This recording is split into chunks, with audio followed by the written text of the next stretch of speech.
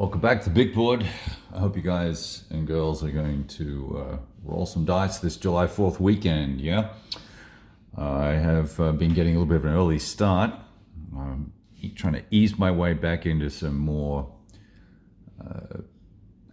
higher cadence activities for gaming. It's been a quiet couple of months. May and June I really haven't done a whole lot. Really been posting things that I played quite a while ago. And just taking a little break, getting a little reset.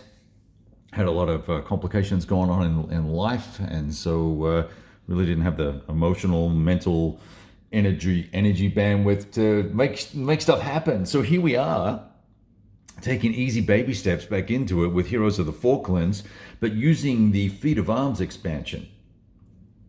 This guy, a Feat of Arms, no less. So a handful of scenarios. Some are remixes of original scenarios from the module, but with a more precise and historical bent, yeah?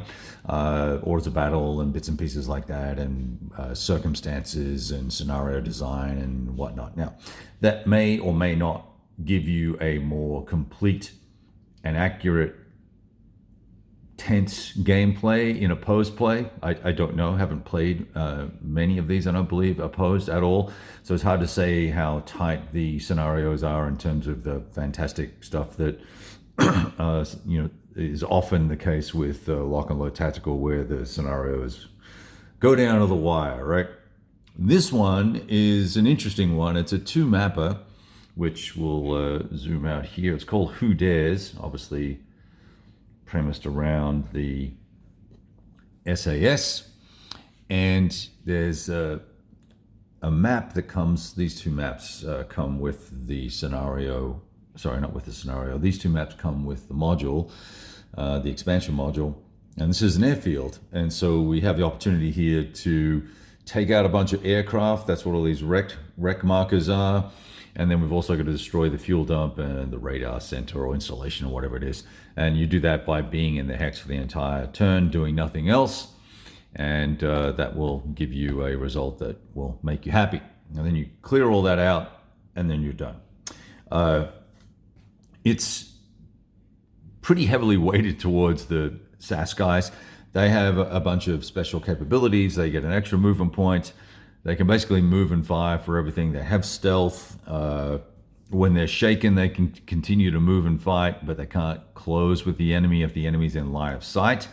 So that means, if you've got night vision and stuff, they can see 5 hexes, which they have. It's another feature they have. So they've got to kind of recover. So things started off with a bang, and you set up pretty much anywhere in these things, these little thickets or grouse, high grass, right? And it's a night match, so that doesn't belong there anymore.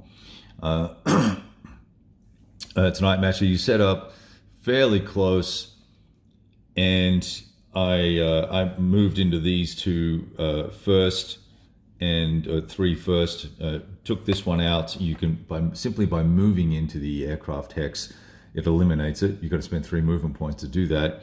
But then you can still fire, right? So I fired my law, blew that up. So we got these 2 taken care of. And then this had a chap come in from this way.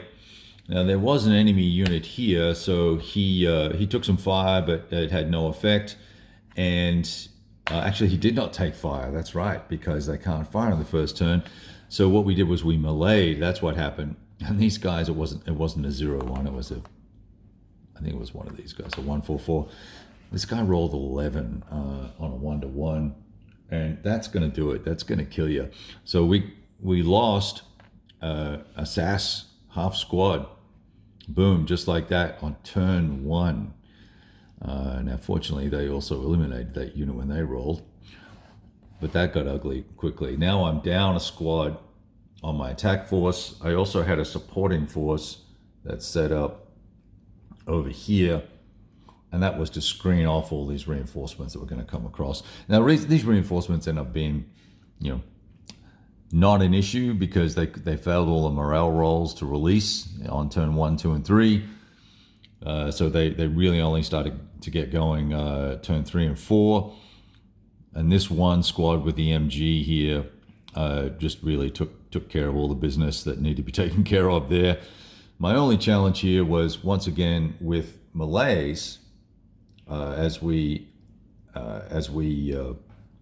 ended this hex. There was for the Argentinians, I moved a crew.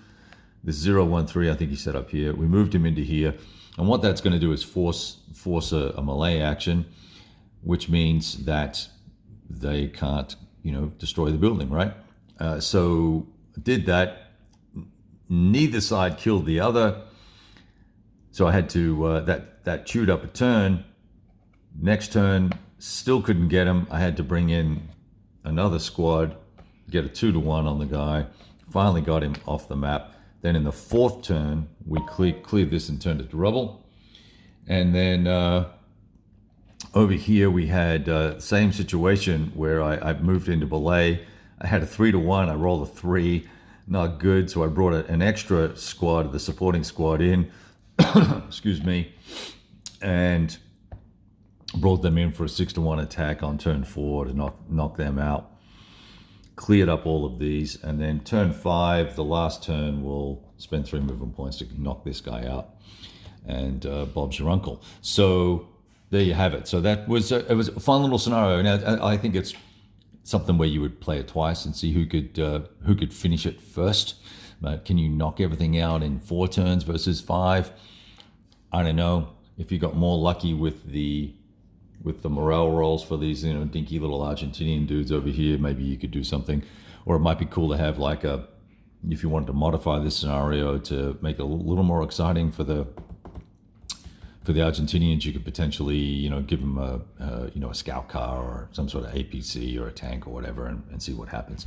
But once again, it's night, so these SAS guys have got all the advantages, and they demonstrated it pretty ably. All right, quick little look at that.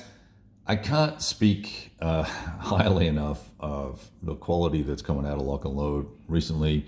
I know Falklands came out quite a while ago, and as did this expansion, which is not even on Board Game Geek, by the way. A Feat of Arms. I don't believe there's a listing for it yet, but it's been out for a while. So you just go to the website and you can find it there.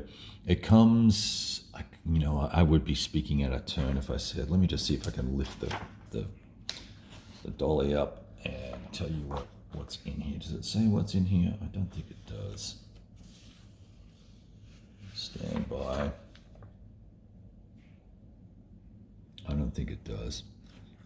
I believe it came with 2 maps. I'm not sure if it came with any extra hero counters or markers or anything like that. I think it was just maps and scenarios. So anyway, good stuff.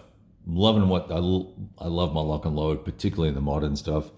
I think the scenarios are always pretty interesting. It's cool to get some modern action going. All right, you guys have a great weekend. It's Friday here. I'm recording it today, going to post it today, and I hope that everyone has a safe and happy July 4th. Roll some dice.